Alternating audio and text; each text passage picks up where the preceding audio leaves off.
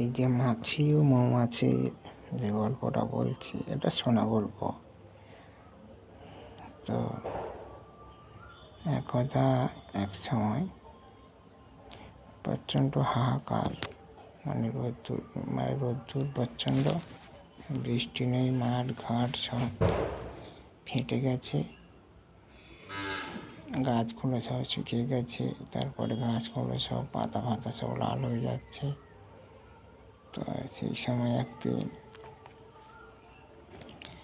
মাছি ও মৌমাছির প্রচণ্ড খিদে পেল।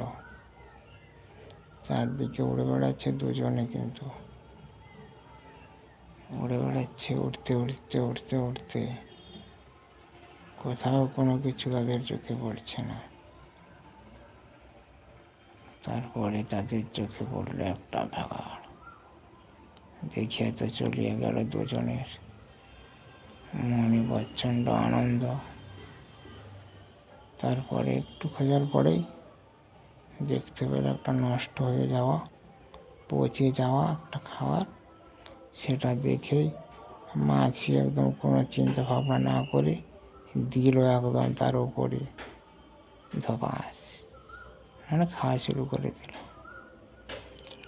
এবারে মৌমাছি কিন্তু কোনো মতে, কারণ এরও কিন্তু প্রচণ্ড খেতে পেয়েছে, সে পচা খাবার বলে গেল না তার কাছে।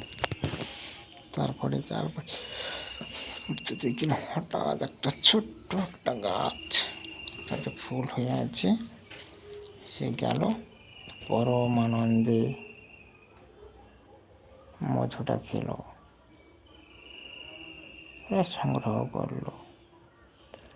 এইখানে rich man and poor man, আর দু পায়ে গলে হয়তো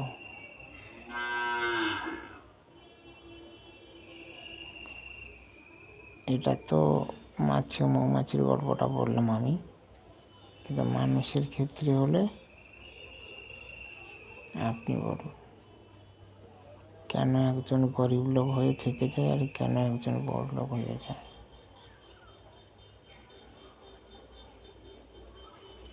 এবারে আপনি কীটা বুঝলেন সেটা উত্তরটা দিলে ভালো হয়।